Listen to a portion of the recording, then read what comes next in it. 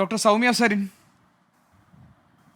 ഇതൊക്കെ കാണുകയും കേൾക്കുകയും ചെയ്യേണ്ടി വരുമ്പോൾ സാധാരണ കേരളത്തിലെ ഒരു ശരാശരി കുടുംബത്തിന് തോന്നുക ഈ കുടുംബ ബന്ധങ്ങളിലൊക്കെ ഇനി എങ്ങനെ നമ്മൾ വിശ്വസിച്ച് മുന്നോട്ട് പോകുമെന്നാണ്. കാരണം ഇത്തരം സംഭവങ്ങളുടെ ഒരു കുഴപ്പം നമ്മളെല്ലാം ഇത് നമ്മളുമായി റിലേറ്റ് ചെയ്യുമെന്നുള്ളതാണ്. മനുഷ്യ സഹജമാണ്. നമ്മുടെ വീട്ടിൽ ഇങ്ങനെ സംഭവിക്കുമോ, നമ്മുടെ കുട്ടികൾക്ക് നാളെ ഇങ്ങനെ സംഭവിക്കുമോ, നമ്മുടെ അടുത്ത ബന്ധുക്കളെ സംശയത്തോടെ കാണുന്ന സ്ഥിതിവിശേഷം ഉണ്ടാവുക, ഇങ്ങനെയൊക്കെ സ്വാഭാവികമായും മനുഷ്യർ ചിന്തിച്ചു പോകും. അതുകൊണ്ട് പലപ്പോഴും ഇത്തരം വാർത്തകൾ എങ്ങനെ കൈകാര്യം ചെയ്യണം, ഇത്തരം വാർത്തകൾ ഒരു സമൂഹത്തിന് മുന്നിൽ എങ്ങനെയാണ് ചർച്ച ചെയ്യേണ്ടത് എന്നതിനെക്കുറിച്ച് പോലും ഇപ്പോൾ ഞങ്ങളുടെ എഡിറ്റോറിയൽ വരെ വലിയ ആലോചനകൾ നടന്നു. അതിനുശേഷമാണ് ഈ വിഷയങ്ങളൊക്കെ ചർച്ചയിലേക്ക് വരുന്നത്. ഡോക്ടർ സൗമ്യ സരിൻ, കേരളത്തിൽ നടന്ന ഈ സംഭവത്തെക്കുറിച്ച് താങ്കൾക്ക് മനസ്സിലാക്കാൻ പറ്റിയ കാര്യങ്ങൾ എന്തൊക്കെയാണ്? ഗോപി, 2 ദിവസം മുന്നേ ഈ കുഞ്ഞ് മരണപ്പെട്ടതിന് ശേഷം ഇതേ 24 ന്യൂസിൽ ഞാൻ ഹാഷിമുമായിട്ട് ഒരു ചർച്ചയിൽ ഇതേ സമയത്ത് 45 ഉണ്ടായിരുന്നു. അപ്പൊ അന്ന് പാനലിസ്റ്റുകളിൽ ഒരാൾ അവരുടെ അയൽവാസിയായിട്ടുള്ള ഒരു സ്ത്രീയായിരുന്നു.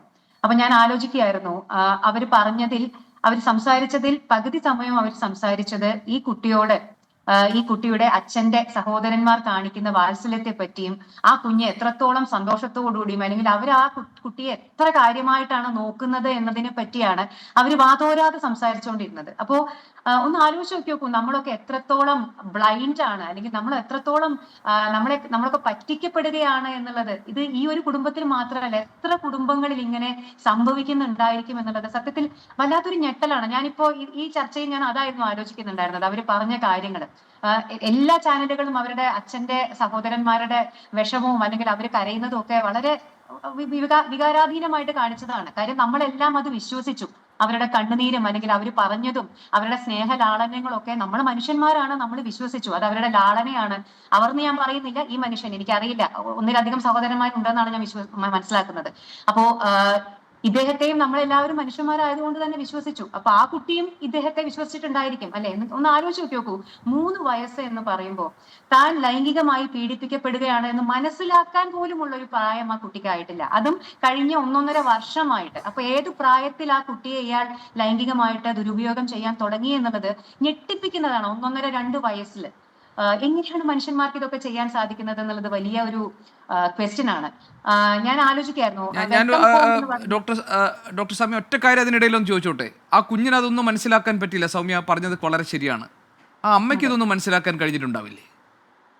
അമ്മയ്ക്ക് മനസ്സിലാക്കാൻ കഴിഞ്ഞിട്ടുണ്ടാവണം. കാര്യം ഈ കാര്യത്തിൽ ആക്ച്വലി ഞാനൊരു മുൻവിധിയോടുകൂടി ഒന്നിനെയും അപ്രോച്ച് ചെയ്യാൻ താല്പര്യപ്പെടുന്നില്ല. കാരണം അമ്മയുടെ കാര്യം വളരെ വെയ്ഗാണ്. നമുക്ക് കൃത്യമായിട്ടുള്ള കാര്യങ്ങൾ അമ്മ പറയുന്ന കാര്യങ്ങളിൽ നിന്ന്, ഭർത്താവ് പറയുന്ന കാര്യങ്ങളിൽ നിന്ന്, ഇപ്പൊ ശ്രീമതി ബീന ജോസും പറഞ്ഞൊരു കാര്യം, അവർക്ക് കുറച്ച് കാര്യപ്രാപ്തി കുറവുണ്ട്. നമുക്ക് ഈ കാര്യപ്രാപ്തി കുറവ് എന്താണ്? അവര് ഇന്റലക്ച്വലി കുറച്ച് താഴെ, അതായത് ആ പ്രായത്തിൻ്റെതായിട്ടുള്ള ഒരു പക്വത. നമ്മൾ പലപ്പോഴും അങ്ങനെയാണല്ലോ സ്ത്രീകളെ, കുറച്ച് ഇന്റലക്ച്വലി താഴെ നിൽക്കുന്ന സ്ത്രീകളെ നമ്മൾ പലപ്പോഴും കാര്യപ്രാപ്തി കുറവ്, സാമർത്ഥ്യക്കുറവ് എന്നൊക്കെ പറയും. പക്ഷെ അവരുടെ ശരിക്കും അവരുടെ IQ നോർമൽ ആയിട്ടുള്ള അവരുടെ പ്രായത്തിനനുസരിച്ച് ഉണ്ടായിരുന്നില്ല എന്നുള്ളത് നമുക്കറിയില്ല. അവരുടെ മാനസികാരോഗ്യത്തിനെ പറ്റി നമുക്കറിയില്ല. അപ്പോ ഈ അമ്മയ്ക്ക് ഇത് മനസ്സിലാക്കി. നമുക്കറിയുമോ, ഞാൻ ഏതോ ഒരു ന്യൂസിൽ ഞാൻ വായിച്ചു, അമ്മ പോലീസിന് കൊടുത്ത ഒരു മൊഴി ഞാൻ അവളെ രക്ഷിച്ചു എന്നാണ്. എനിക്ക് സത്യമാണോ എന്ന് അറിയില്ല കേട്ടോ. അപ്പോ ഈ അമ്മയ്ക്ക് അത് അറിയാമായിരുന്നോ? അറിഞ്ഞിരുന്നെങ്കിൽ അതിന്റെ ഫലമായിട്ടുണ്ടായ ഒരു റെസ്പോൺസ് ആയിരുന്നോ ഇതൊന്നും നമുക്ക് അറിയില്ല. അപ്പൊ അതുകൊണ്ട് ഞാൻ ഒരു തരത്തിലും അതിനെ മുൻവിധിയോടുകൂടി കാണാൻ അല്ലല്ല ഡോക്ടർ സൗമ്യ സരിൻ, ഇത് മുൻവിധിയുടെ ഒരു പ്രശ്നമായിട്ടല്ല ഞാൻ അവതരിപ്പിക്കുന്നത്. നോക്കൂ, ഇപ്പോൾ ഈ സ്ത്രീകളെ കുറിച്ച് പൊതുവിൽ പറയുന്ന ഒരു കാര്യമുണ്ട്. അവരുടെ നേരെ വരുന്ന തെറ്റായ നോട്ടത്തെ പോലും വളരെ പെട്ടെന്ന് മനസ്സിലാക്കാനും അത്രത്തോളം വളരെ അറ്റൻറ്റീവായിട്ട് നിൽക്കാനും കഴിയുന്ന പ്രകൃതി തന്നെ നൽകിയ ഒരു കഴിവ് അവർക്കുണ്ട് എന്ന് നമ്മൾ വായിച്ചു കേട്ടിട്ടുണ്ട്. അതിനേക്കാൾ എത്രയോ കൂടുതലായിരിക്കും സ്വന്തം മക്കളുടെ പരിരക്ഷയുമായി ബന്ധപ്പെട്ട കാര്യങ്ങളിൽ ഒരു സ്ത്രീയുടെ ബുദ്ധിയും ബോധവും പ്രവർത്തിക്കുക. ഞാൻ മനസ്സിലാക്കിയത് ഇപ്പോൾ ഈ ബോഡി ലാംഗ്വേജിൻ്റെ ഒക്കെ പല തിയറീസ് പഠിക്കുമ്പോൾ സ്ത്രീകൾക്ക് കിട്ടിയിട്ടുള്ള ഒരു സവിശേഷതയായി നമ്മൾ മനസ്സിലാക്കിയിട്ടുള്ള കാര്യങ്ങളാണ്. അങ്ങനെയാണെങ്കിൽ 31 വയസ്സുള്ള ഈ സ്ത്രീക്കും 25 വയസ്സിൻ്റെ പക്വതയേ ഉള്ളൂ എന്ന് പറയുമ്പോഴും സ്വന്തം മകൾ സ്വന്തം ഭർത്താവിൻ്റെ സഹോദരനാൽ പീഡിപ്പിക്കപ്പെടുന്നുണ്ട് എങ്കിൽ, അതും കഴിഞ്ഞ് 1 വർഷമായി അത് നടക്കുന്നുണ്ടെങ്കിൽ, അതവർ അറിഞ്ഞിട്ടില്ല എന്ന് നമ്മൾ പറയുന്നത് അത് അങ്ങനെ കരുതുന്നത് അത്ര നിഷ്കളങ്കമായി നമുക്കത് കരുതാൻ പറ്റുമോ? അറിഞ്ഞിട്ടില്ല എന്നല്ല ഗോപി പറഞ്ഞത്, അറിയാനുള്ള സാധ്യതയുണ്ട്. ചിലപ്പോ ഇപ്പൊ നമ്മൾ ഒന്ന് അനലൈസ് ചെയ്യുന്ന സമയത്ത് അവരെ എന്തിനോടാണ് അവർക്ക് ദേഷ്യം ഉണ്ടായിരുന്നത്, നമ്മൾ കേട്ടത് എന്താണ്? ഭർത്താവിന്റെ വീട്ടിലാണ് ഈ കുട്ടി കൂടുതൽ സമയം ചെലവഴിച്ചത് എന്ന് പറയുന്നു. ഭർത്താവിന്റെ അനിയന്റെ കൂടെയാണ് ഈ കുട്ടി ഉറങ്ങിയിരുന്നത് എന്ന് പറയുന്നു. ഒന്ന് ആലോചിച്ച് നോക്കിയോ, ഇതൊക്കെ വളരെ അബ്നോർമൽ ആയിട്ട് എനിക്ക് തോന്നുന്ന കാര്യങ്ങളാണ്. ഇനി എത്രയാണെങ്കിലും നമ്മൾ പെൺമക്കളെ അങ്ങനെ രാത്രി വേറെ ഒരു അങ്ങനെ കിടത്താറില്ല. നോർമലി നമ്മുടെ വീട്ടിലൊക്കെ അങ്ങനെയാണ്. ഇനിയിപ്പോ അത് സംശയം കൊണ്ടാണെന്നല്ല കേട്ടോ ഞാൻ പറയുന്നത്. പക്ഷെ ഇവര് ആ കുട്ടിയോട് കാണിച്ചിരുന്ന നമ്മൾ ഈ സോ കോൾഡ് ലാളന, അതിൽ ആ അമ്മ ഇറിറ്റേറ്റഡ് ആയിരുന്നു, ആ അമ്മ ഹാപ്പി ആയിരുന്നില്ല. സാധാരണ ഒരു അമ്മയാണെങ്കിൽ സ്വന്തം ഭർത്താവിന്റെ കുടുംബം കുട്ടിയെ അത്ര കൊഞ്ചിക്കുകയും ലാളിക്കുകയും ചെയ്യുന്നത് കാണുമ്പോൾ സന്തോഷിക്കുകയല്ലേ വേണ്ടത്? നമ്മളൊക്കെ അങ്ങനെയല്ലേ? നമ്മളൊക്കെ അത് ആഗ്രഹിക്കുന്ന മനുഷ്യരല്ലേ? അപ്പോ ഈ സ്നേഹം കാണുമ്പോൾ ആ അമ്മയ്ക്ക് അതിൽ പ്രശ്നം തോന്നുന്നുണ്ടെങ്കിൽ ഞാൻ മനസ്സിലാക്കുന്നത് ആ അമ്മയ്ക്ക് സംശയം തോന്നിയിട്ടുണ്ടായിരിക്കണം. ആ അമ്മയ്ക്ക് ഇതിനെപ്പറ്റി ആ അമ്മ ഇൻഫോംഡ് ആയിരുന്നിരിക്കണം എന്ന് തന്നെയാണ്. എത്രത്തോളം എന്നുള്ളത് എനിക്കറിയില്ല. പക്ഷെ നമ്മുടെ ഒരു നോർമൽ ലോജിക് വെച്ച് ചിന്തിക്കുമ്പോൾ ആ അമ്മ ഇതിനെപ്പറ്റി ബോധവതി ആയിരുന്നു എന്ന് തന്നെ ഞാൻ വിശ്വസിക്കുന്നു. പിന്നെ കുട്ടി അത് അമ്മയോട് പറഞ്ഞിരുന്നു എന്നുള്ളത് വളരെ നമുക്ക് പറയാൻ പറ്റില്ല. കാര്യം ഷീസ് ടു യങ്. കാരണം ഈ 3 വയസ്സിലും 4 വയസ്സിലും ഇപ്പൊ ഇവരെല്ലാരും പറയുന്നുണ്ട് ആ കുഞ്ഞ് വളരെ സന്തോഷവതിയായിരുന്നു, ആ കുഞ്ഞ് വളരെ സ്മാർട്ട് ആയിരുന്നു. അപ്പോ ആ കുഞ്ഞ് ഇതൊരു ലൈംഗികമായിട്ടുള്ള ദുരുപയോഗമാണെന്ന് മനസ്സിലാക്കാനുള്ള പ്രായമോ അല്ലെങ്കിൽ അതിനുള്ള വിവരമോ, നമ്മൾ എങ്ങനെയാണ് നമ്മുടെ കുഞ്ഞുങ്ങൾ ഇതൊക്കെ മനസ്സിലാക്കുക ഗോപി? നമ്മൾ ഇപ്പോഴും ഈ ഈ ഒരു വാർത്ത കേൾക്കുമ്പോഴും നെറ്റി ചുളിക്കുന്ന അല്ലെങ്കിൽ വളരെയധികം വികാരാധീനനാവുന്ന ആളുകളും സെക്സ് എഡ്യൂക്കേഷൻ എന്ന് പറയുമ്പോൾ ഇപ്പോഴും നമ്മുടെ നെറ്റി പിന്നെയും ചുളിയും.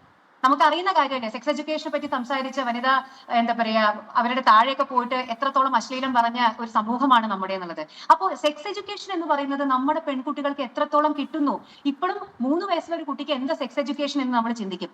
അതങ്ങനെയല്ല. 2 വയസ്സ് മുതൽ 2.5 വയസ്സ് മുതൽ 3 വയസ്സ് മുതലൊക്കെ അവർക്ക് പറഞ്ഞു കൊടുക്കേണ്ട പല കാര്യങ്ങളുണ്ട്.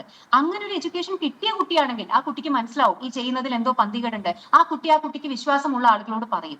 പക്ഷെ ഈ കുഞ്ഞിന് ഞാൻ ആ കുട്ടിയുടെ ഒരു ടോട്ടൽ ബിഹേവിയർ കേൾക്കുമ്പോൾ എനിക്ക് തോന്നുന്നില്ല ആ കുട്ടിക്ക് അത് മനസ്സിലായിട്ടുണ്ട്. കാരണം അങ്ങനെ മനസ്സിലായ കുട്ടികൾ അത്രത്തോളം ഹാപ്പിയായി സ്മാർട്ടായി നടക്കില്ല. കാര്യം അവർ ഉൾവലിഞ്ഞു പോകും, അവര് പല കാര്യങ്ങളിലും വിമുഖത കാണിക്കും. അപ്പൊ അത് കുട്ടിയുടെ സ്വഭാവത്തിൽ പലപ്പോഴും നമ്മൾ പലപ്പോഴും കേൾക്കാറില്ലേ, കുട്ടിയുടെ സ്വഭാവത്തിൽ മാറ്റങ്ങൾ വന്നപ്പോ നമ്മൾ സംശയിച്ചിട്ടാണ് കൗൺസിലിങ്ങിന് കൊണ്ടപ്പോഴാണ് കുട്ടി തുറന്നു പറഞ്ഞത് എന്നൊക്കെ നമ്മൾ കേൾക്കുന്നതല്ലേ. പക്ഷെ ഈ കുഞ്ഞിന്റെ കാര്യത്തിൽ എനിക്ക് ആ കുഞ്ഞിനത് മനസ്സിലായിട്ടുണ്ട് അല്ലെങ്കിൽ ആ കുഞ്ഞത് ആരുടെങ്കിലും പറയാനുള്ള സാധ്യതയുണ്ട് എന്ന് ഞാൻ കരുതുന്നില്ല. നമ്മൾ എല്ലാവരും വിശ്വസിച്ച പോലെ ലാളനയായിട്ടും സ്നേഹമായിട്ടും അതിന്റെ പല മാനിഫെസ്റ്റേഷൻ ആയിട്ടും ആ കുട്ടി ചിലപ്പോ, നമ്മളൊരു കുഞ്ഞിനൊരു ഉമ്മ കൊടുക്കുന്നത് സ്നേഹം കൊണ്ടാണ് അല്ലേ, പക്ഷെ ആ കുഞ്ഞിന് മനസ്സിലാവണ്ടേ അത് എന്ത് വികാരം ഉള്ളിൽ വെച്ചിട്ടാണ് അത് ചെയ്യുന്നത് എന്നുള്ളത്.